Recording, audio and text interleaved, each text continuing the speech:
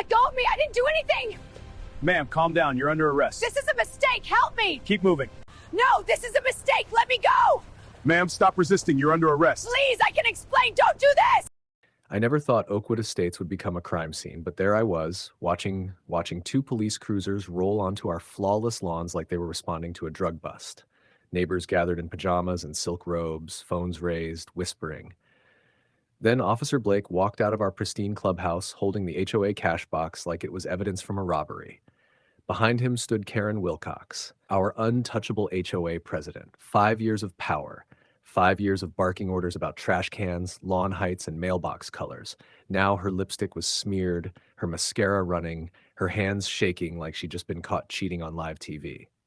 "This is a misunderstanding," Karen snapped, trying to smile. "I'm the treasurer. I was just borrowing cash to make change." That's when the second officer stepped forward with a tablet. Silence. "Ma'am," he said calmly, "the security footage shows you pocketing money 17 times today. That's not making change." Karen's face collapsed in real time. The same woman who fined a widow for parking 5 inches over the line was now stuttering like a guilty teenager. "I was short on cash," she whispered. "I was going to put it back." I should have seen it coming. Earlier that morning, Karen arrived at our fundraiser with a massive designer handbag clutched like a newborn baby. She insisted on running the cash register alone. "Financial matters require expertise," she said, eyeing the rest of the board like we were idiots. By noon, vendors were complaining. By afternoon, volunteers were suspicious. By evening, the numbers didn't add up. And now, the woman who built her identity on community integrity was being exposed in front of the entire neighborhood. Not by gossip, not by rumors, by her own security camera. 20 minutes later, we were locked inside the clubhouse office like a jury preparing a guilty verdict. Me, Doug, Rita, 7 board members total, and a single screen playing the most humiliating reality show imaginable, uncut.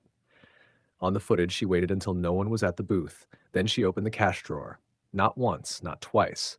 Over and over again. Each time, she slipped bills into that oversized designer bag like a professional pickpocket.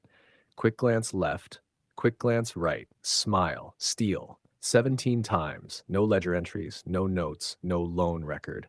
Just pure calculated theft. Rita counted under her breath. "That's at least $800. Doug laughed bitterly. "From a children's playground fundraiser." We called an emergency board meeting without Karen.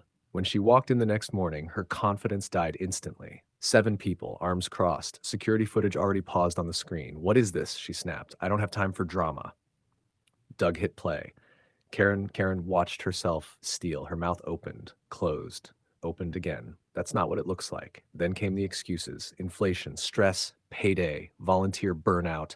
When none of that worked, she went nuclear. "This is a witch hunt. My husband is a lawyer. I will destroy every one of you." Rita leaned forward, calm as a surgeon.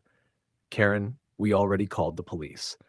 That's when her face drained of all color. Not anger, not rage. Pure fear. Because for the first time in 5 years, Karen realized something terrifying. She wasn't the HOA president anymore.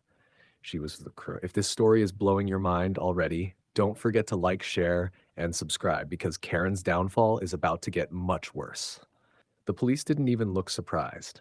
2 officers arrived within 30 minutes, watched the footage once, then asked a question that made my stomach drop. "How long has she been treasurer?" 5 years, I said. They exchanged a look. That's when the real investigation began. Not just the fundraiser. Not just the $870 we could prove on camera. They pulled financial records from the last 3 major community events. Spring Fair, Winter Gala, Emergency Repair Fund, same pattern, same gaps, same missing money. Every time Karen was in charge, every time the numbers were off, every time she had an excuse. A forensic accountant joined the case. By the end of the week, the total had jumped from hundreds to nearly $4,000. And then came the twist Karen never saw coming. Detective Martinez ran her name through county records. 5 years earlier. Different neighborhood, different HOA, same role, same position, same quiet resignation over financial irregularities that were never reported. Karen didn't move to Oakwood Estates for a fresh start. She moved for a new victim pool. When they confronted her with that, her entire personality collapsed. No more shouting, no more threats, no more lawyer husband. She started crying. real crying. Not the dramatic kind, the desperate kind. "This community needs me," she said weakly. "I keep everything in order." That's when Doug said the line that ended her reign forever. "No, Karen, you just needed a place where nobody checked the books." And for the first time since I'd known her, Karen Wilcox wasn't controlling anything. Not the narrative, not the meeting, not even her own future. The HOA tyrant had become just another suspect with a file number, waiting for handcuffs. Karen was arrested 3 days later. Not quietly, not politely, but right in front of Oakwood Estates, 2 patrol cars, neighbors watching from balconies, phones recording like it was a celebrity scandal. The same woman who once fined people for unsightly curtains was now being handcuffed on her own driveway. Her designer handbag was seized as evidence. Poetic. The local newspaper ran her mugshot on page 3. HOA president charged with embezzlement and fraud.